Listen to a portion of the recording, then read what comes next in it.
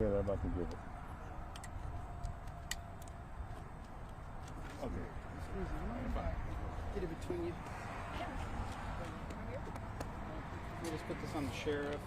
I think I'll have enough room.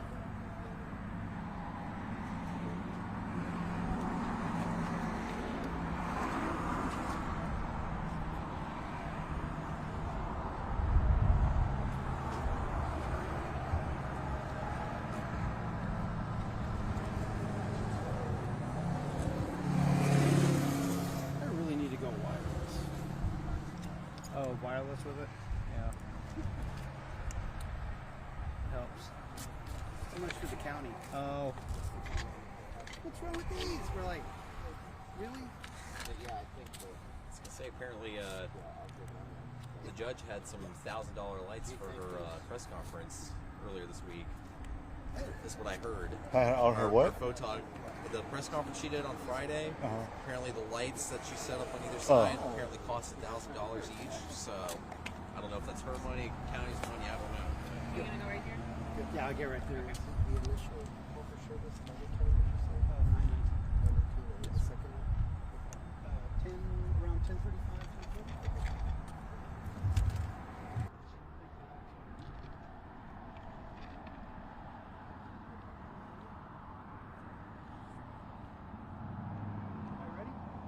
Everyone ready? Ed Gonzalez, Harris County Sheriff. At this point, we have a deceased male here at the location. Appears to be a white male in his early 40s. We also have another person detained on scene, believed to be the shooter.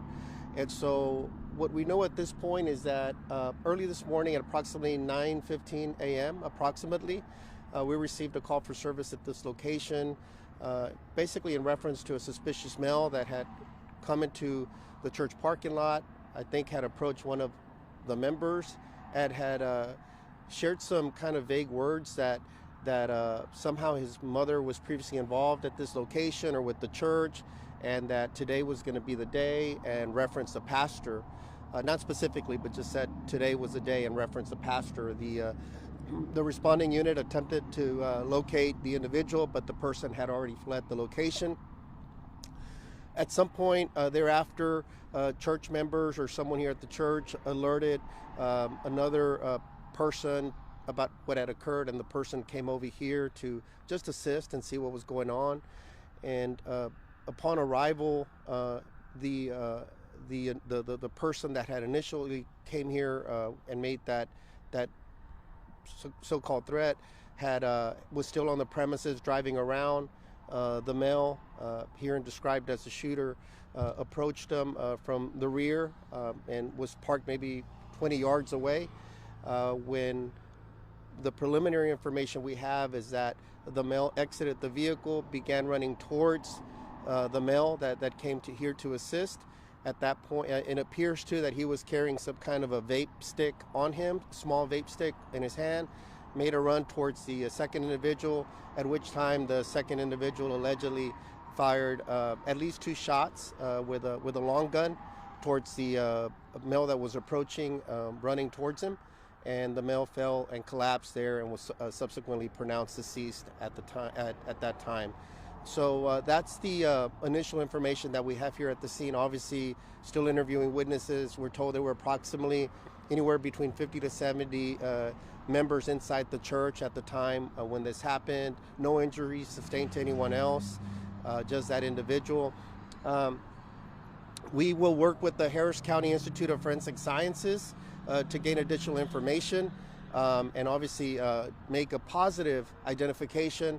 But just from some of the preliminary information we have, it's our understanding that perhaps the individual that's deceased here may have been arrested sometime yesterday for some type of a criminal mischief incident where he damaged some other property and may have made some kind of threat to somebody else, perhaps unrelated to this.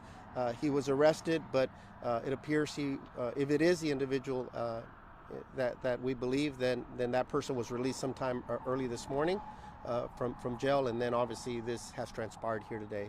So that's the preliminary information we have at this time. Again, it's still preliminary, so we're going to give our investigators a chance to gather additional information by talking to witnesses, looking at the evidence that is at the scene. So I always like to just emphasize that this is preliminary. If we get different information or additional information, then we'll update with that information. But that's what we have at this point. Is there anyone here for Spanish? No, okay, no Spanish. Okay. Any questions? How old was the person, the deceased individual? The deceased, he appears to be a white male, early 40s. So he was released from jail this morning on this other. Yeah, possibly. He hasn't been confirmed. It's just our initial information that we're piecing together. We still need to get a positive identification from the Harris County Institute of Forensic Sciences. But if it is the individual that we believe, then that's what transpired. Where exactly the shooting happened? It happened on the side of the church. You know, it's like a drive goes around the church. It happened on that side. So it was a long gun? Yes, a long gun. What caused him to pull out the long gun? Again, the initial threat that was made about an hour earlier, and the male, again, I can't speak for him. This is just preliminary information. The initial information we have is that he was in fear when the male exited, began running towards him, and then the male was carrying something in his hand. So you said it was like a vape stick or something, but Yes. were there any weapons or anything that was found? We haven't processed the vehicle yet, so we don't know what's inside the vehicle. The deceased was outside of his vehicle, in between his truck and the shooter's truck. But no weapons on it. And we haven't searched yet. I mean, that we wait until the Institute of Forensic Sciences goes, so we could they could then review the body and those type of things. At this point, everything's considered evidence. Are there cameras? I'm not sure about cameras. So the shooter, the person detained, was he already here when the suspect approached? Or Not was the he initial there? time. He was called. He came here. We don't know his exact role or if he's a member. Just that they notified him, and he may be a member here. And he came just to see what had occurred earlier today or this morning. And as he was here and was driving around the premises, that's when he, found the individual or came across the individual, and both came to a stop. And that's when everything transpired at that point. What's going to happen next to the shooter? I'm sorry. What's going to happen next to the shooter? At this point, our investigators are again trying to just gather as much information as they can, talking to witnesses. At this point, it's our understanding that the shooter is cooperating with our investigators. It's some type of sometimes in a situation like this, typically it could be a grand jury referral, or it'll be up to them to kind of determine what the next steps are. I'll let them ultimately decide what those steps should be. So he's claiming self-defense? I don't know what his claim is. Because I haven't spoken to him, and they're still gathering that information. I'm just saying preliminarily what it appears based on the information that we were able to gather. Again, all preliminary until there's further investigation. We can't package it all yet until we have more time. How many shots were he? At least 2. Where was he shot? Just in his upper torso area. When you say long gun, is it like a rifle, a shotgun? Some type of rifle. Yeah, some type of a rifle. So how long was the suspect here that second time before?